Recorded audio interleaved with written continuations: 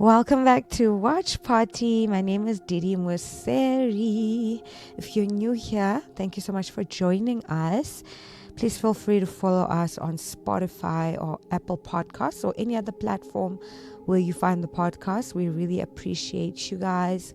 We haven't done this in a young minute, but I thought, you know what? Christopher Nolan just released a movie and I'm not missing it. And there's a bunch of movies that I should have done reviews on, but a lot happened in between. But I'm very happy to be back, you guys. I'm so happy to talk about the Odyssey. Today we're discussing all things Odyssey. I just watched the movie this past weekend, which was like a day ago.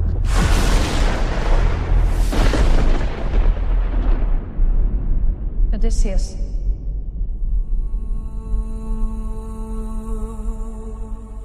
Don't you remember?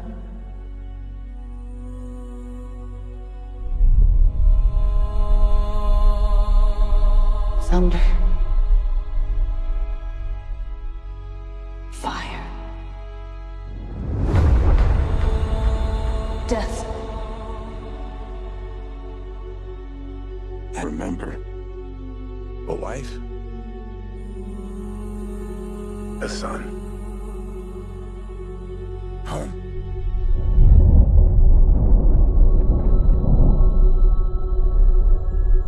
Ithaca's a kingdom waiting for a king. My dad is coming home. They're pining for a daddy you didn't even know. Like some sniveling bastard. Ithaca's king is coming back. Bringing vengeance.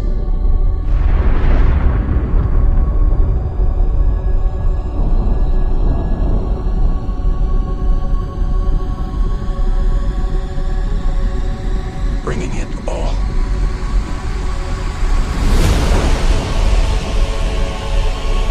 I could take the throne. They're not giving up power to you or Odysseus. Do you think life goes back to the way it was? That world is gone. If he returned, he'd have to kill him, like you will.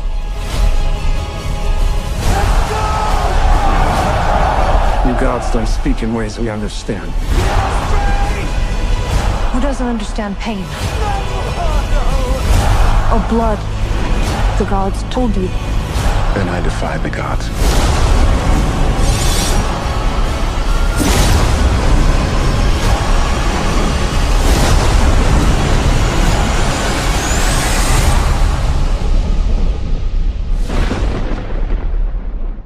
And I'm going to be sharing my thoughts on the film.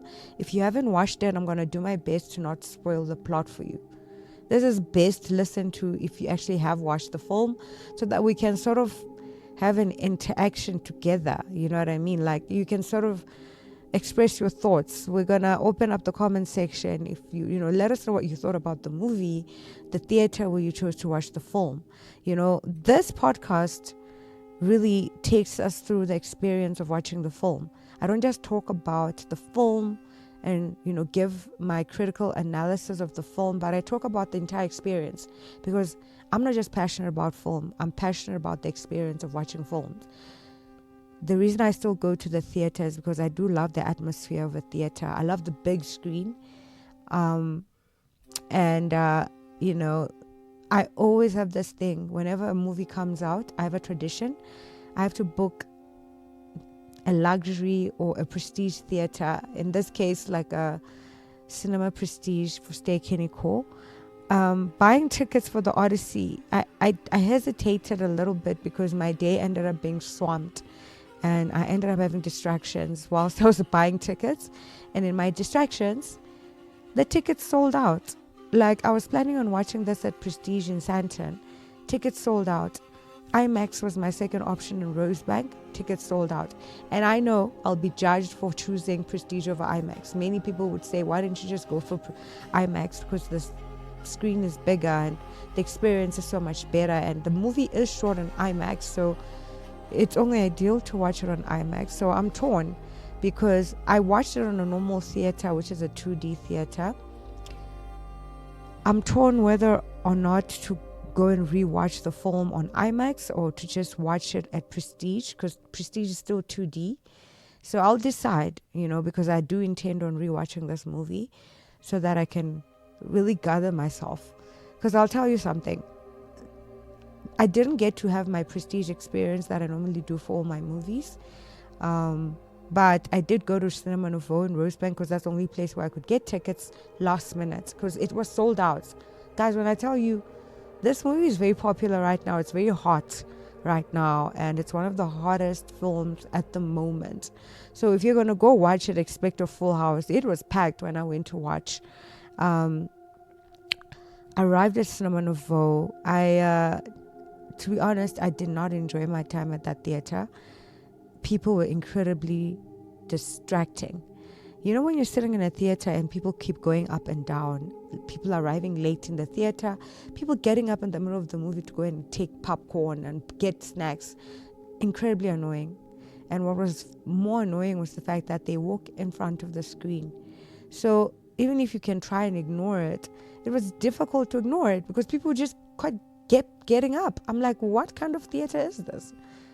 I'm not used to having experiences like this. Maybe it's because I've been watching movies as of late at Prestige, and I will occasionally watch movies at normal theaters, but man, the experience that I had watching this movie was horrible. And I felt like it distracted me so much to the point that it took away my enjoyment of the film because the people were so distracting. It was incredibly distracting. I almost wish theaters could have back entrances. At least the theater I went to didn't have a back entrance. So you see people walk in and it's incredibly distracting and it was so annoying. So that is sort of the load that I had. The movie itself was a very good experience, I enjoyed the movie. Like I said, I want to watch it again in a less distracting environment. I want to go back to like a Prestige because it's more exclusive and it should be a lot more quiet. So hopefully when I go and rewatch, Prestige is still screening it, Yeah. So my intention is to go and rewatch this film, but I did watch the movie. So the podcast is all about sharing what we thought. The movie is 2.5 hours long. So make sure that you at least consume something that will keep you awake, because the movie is a bit long, but it's a Christopher Nolan movie. If you have been an avid lover of Nolan, you understand his movies are never short. Inception was also quite long. I would say it's about as long as Inception, but it's a movie that is, I would say, very different in style from what you would expect from Christopher, but still very good. When I say different, I'm talking about the theme of the film. It's based on Greek mythology, and it follows Odysseus, who's played by Matt Damon. We're basically following our protagonist on his way back home. We're following our protagonist on his journey back home. Matt Damon, who plays Odysseus, gets lost on his way back home. He goes on to battle for the Trojan War. He fights with his crew, but unfortunately a lot of members of his crew die. So he's the only person who survives this Trojan War, and he has to find his way back home to Anne Hathaway, his wife. So we're following Matt Damon's character try to find his way back home.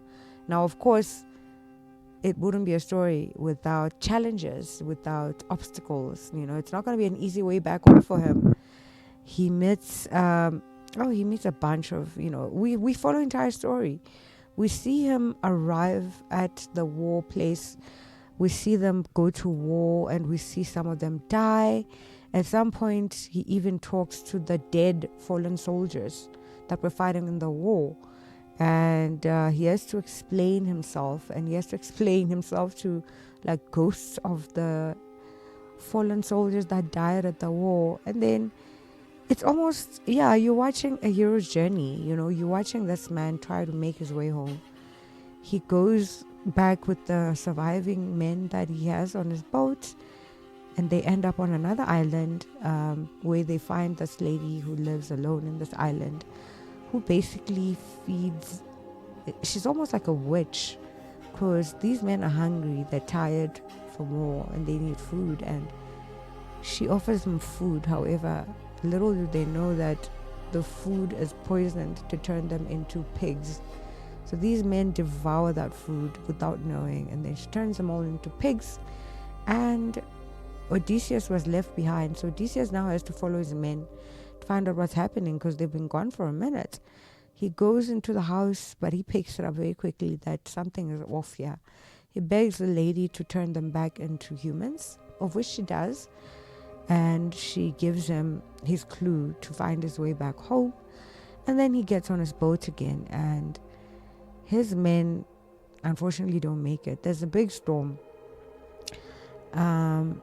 Zeus created a storm that ends up unaliving a lot of men from the crew that Odysseus was fighting with.